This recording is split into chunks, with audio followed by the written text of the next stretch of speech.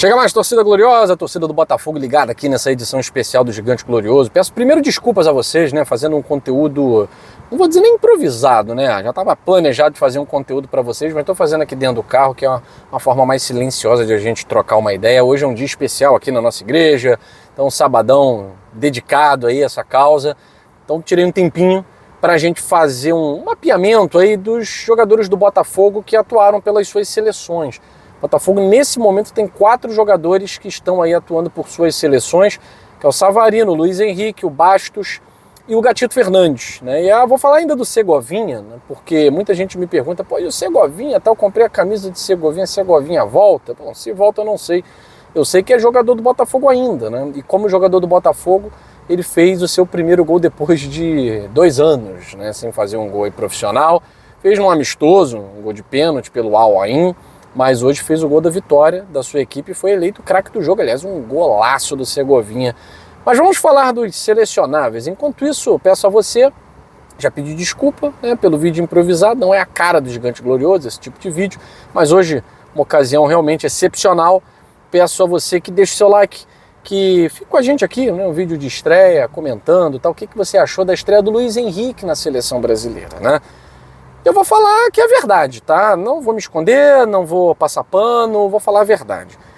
E a verdade é uma só. Vou falar do Bastos, vou falar do Savarino, não tenho o que falar porque ele não foi relacionado, né? Eu acho que ele vai jogar na próxima partida. Porque realmente o treinador da Venezuela buscou escalar contra a Bolívia os jogadores mais acostumados com essa questão de altitude e tal. E o Savarino não é um dos mais acostumados. Tá jogando futebol brasileiro há muito tempo, né? Todavia, vamos falar aqui do Bastos e do Gatito Fernandes, tá? Que foi titular da seleção paraguaia, e o Bastos titular da seleção de Angola, e o Luiz Henrique, que foi titular da seleção brasileira. Repito a minha pergunta, o que vocês acharam da estreia do Luiz Henrique? A resposta dessa pergunta, para mim, ela está muito associada a uma outra questão. Como a seleção brasileira é mal treinada? Porque eu não posso dizer que a seleção brasileira só tem jogadores ruins. É impossível falar um negócio desse. Tem A e B que atuam no Real Madrid. Tem outro que está no Paris Saint-Germain. Tem um que atua no Barcelona. Não é questão de jogador ruim, mas não é mesmo. Até porque a gente está falando aqui do Luiz Henrique, que é um dos melhores jogadores da temporada do futebol brasileiro. Mas a questão é como a seleção brasileira é ruim apresentando futebol, jogando futebol. Não se salva muita coisa, para não dizer não se salva nada. Então, responder à pergunta como foi o Luiz Henrique, eu acho até injusto, porque o Luiz Henrique ele foi no mesmo nível de 80% dos jogadores da seleção, abaixo do que se esperava. Eu, por exemplo, quando vi a nota lá do pessoal do GE, o Luiz Henrique ficou com 5, alguma coisa desse tipo, né? E o Estevão, que entrou no lugar do Luiz Henrique, jogou, sei lá, 20 minutos, não sei, 25 minutos. Ficou com 6. O Estevão não saiu do bolso do Barbosa ainda, gente, vamos falar a verdade. Primeiro, conversando com a nossa produção, com o Michael Martins, não era jogo pro Estevão, talvez nem pro Luiz Henrique, porque era um jogo muito físico. Era um jogo para jogadores fortes. O Pedro fez muita falta. Talvez se ele convocasse um centroavante mais forte, quando a gente fala centroavante, a gente fala centroavante moderno, né? Estilo Pedro, estilo Igor Jesus, Tiquinho Soares.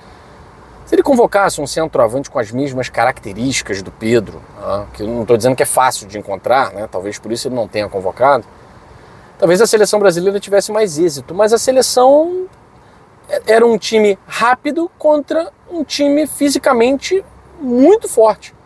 Era o momento de você igualar as forças. Tinha que colocar jogadores fortes também. Então um jogo muito físico, Vini Júnior e Luiz Henrique fizeram partidas muito abaixo. O Rodrigo só foi um pouco acima porque fez o gol, porque também não jogou bem. Paquetá jogou nada. Quem jogou bola na seleção brasileira no jogo de ontem?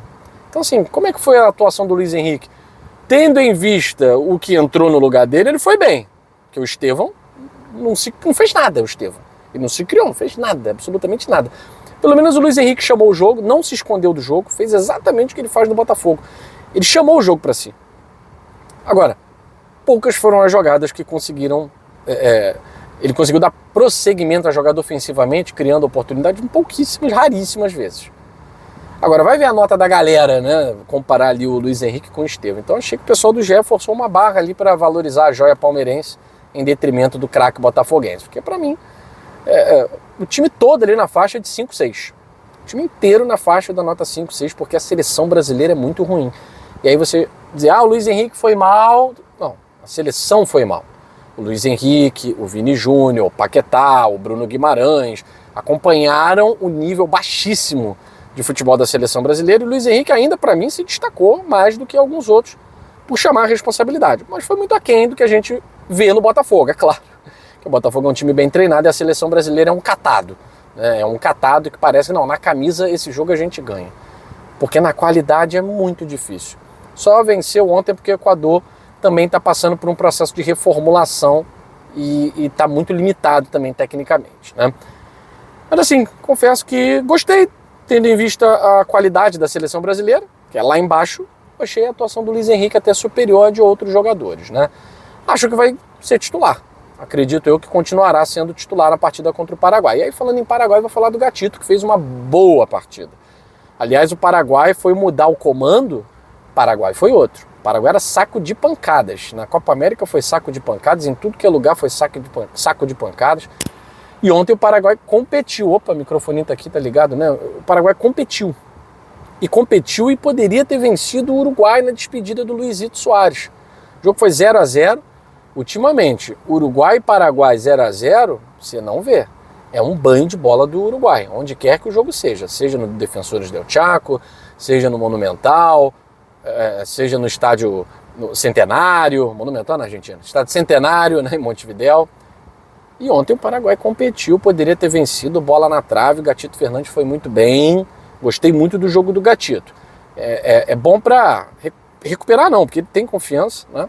Bom para estar por cima, né? Um jogador que, por mais que seja reserva no Botafogo, é titular de sua seleção, foi muito bem. E o Bastos foi eleito até um dos melhores em campo na vitória de Angola sobre Gana, também representando a torcida de Angola, adorou o jogo do Bastos, comemorou, nota na imprensa, enfim. Os selecionáveis do Botafogo foram bem, o Savarino só não foi bem porque nem jogou na derrota da Venezuela por 4-0 para a Bolívia. E também vale comentar aqui o Segovinha, né, que fez um belíssimo gol, depois vocês coloquem aí nas redes sociais, um belíssimo gol de fora da área, chutando muito bem, a bola no cantinho do goleiro, naquela bochecha da rede, né? Foi o responsável pela vitória do Al-Ain e foi ainda eleito o melhor em campo. Tenho muita esperança de que o Segovinha se desenvolva. Foi um jogador que foi eleito um dos melhores da... Não é Copa América Sub-20, né? Do Sul-Americano Sub-20. Sul-Americano Sub-20. E aí no Guarani do Paraguai chamou a atenção do Botafogo, do John Textor. Vamos investir, é um ativo. E ainda acredito que seja um ativo. Ficando mais forte, pegando mais confiança, esse gol pode ser aí uma libertação para o Segovinha, para quando voltar para o Botafogo, ou não sei, ser negociado, enfim. O ativo é do Botafogo no momento, a gente torce pelo desenvolvimento dele onde quer que ele esteja, tá certo?